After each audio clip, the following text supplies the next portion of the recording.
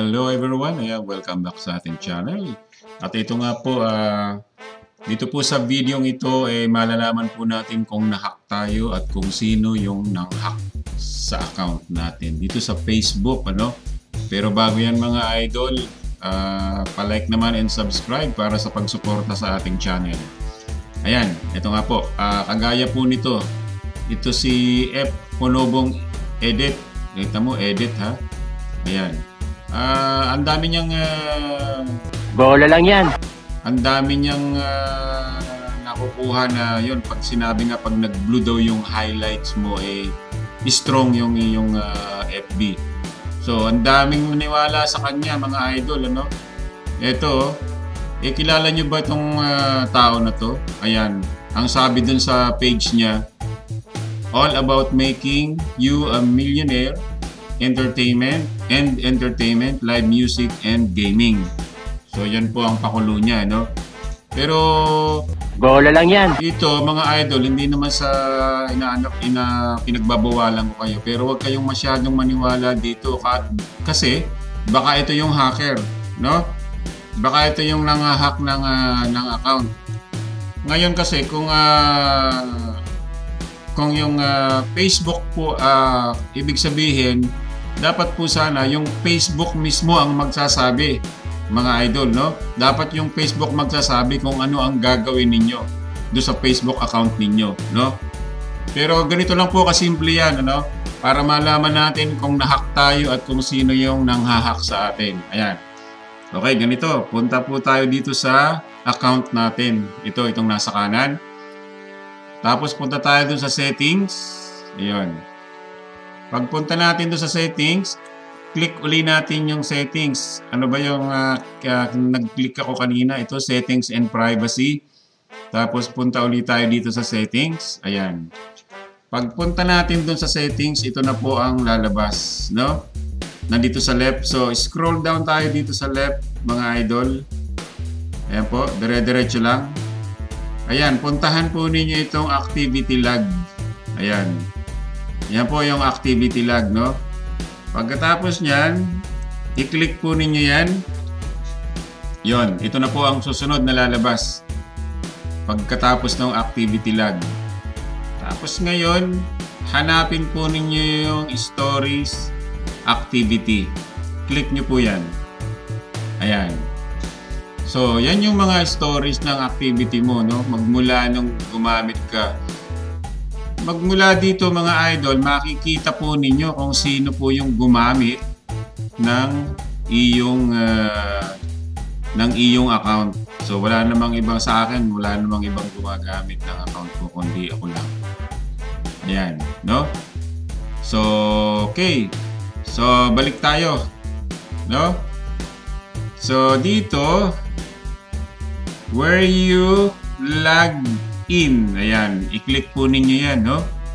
Yun. Doon sa stories activity, yung po nakita ninyo yung mga previous na paggamit ninyo. Dito naman, saan ka ba naka-login? Ayan, ang sabi niya. So, yun. So, makikita po dito kung ano yung mga ginamit, no? Katulad niyan.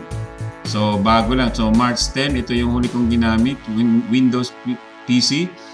Tapos ito yung iPhone XR, yan po ang ginamit ko. Ayan, may oras pa po yan. Tapos, ayan na nga, gumamit pa ako ng iPhone 12. Ayan, ako talaga yan.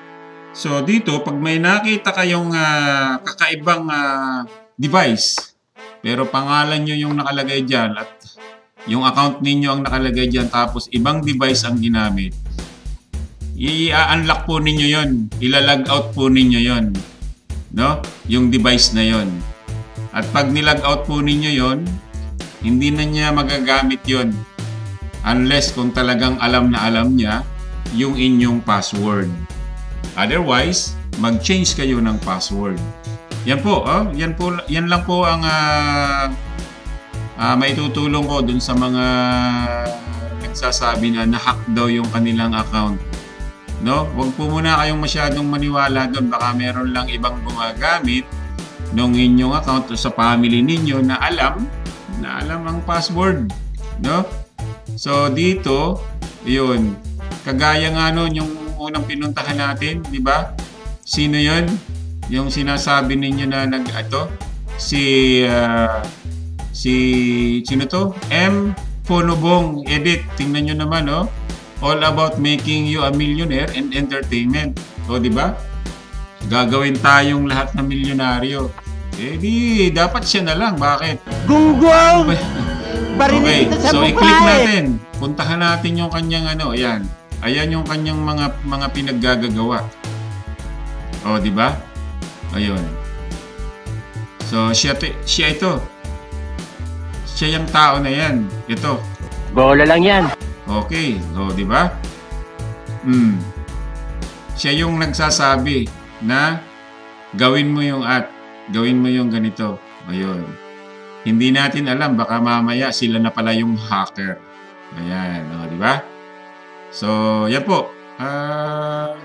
Yan lamang po ang advice ko lamang po yan. Pero doon po sa ginawa nating mga settings, gawin po ninyo yon, no?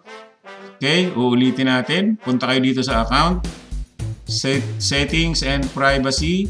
Tapos punta ka sa settings mo. Ayun, punta ka sa baba, scroll down mo. Activity log, no? Activity log. Ayan, punta ka dyan, activity log. Tapos pag nakapunta ka na sa activity log mo, ayan, marami ka na mga pagpipilian na gusto mong makita. Kung ano yung mga pinost mo na video, yan, makikita mo dyan ngayon. Tapos yung friends mo, makikita mo ngayon. At ito nga, yung iyong where you're logged in. Ayan, makikita mo dyan kung saan ka nag-log in. Ayan, yung huli mo, yung date, andyan nakalagay. Yan po muna ang ating update. Magkita-kita tayo muli sa susunod na video. God bless everyone.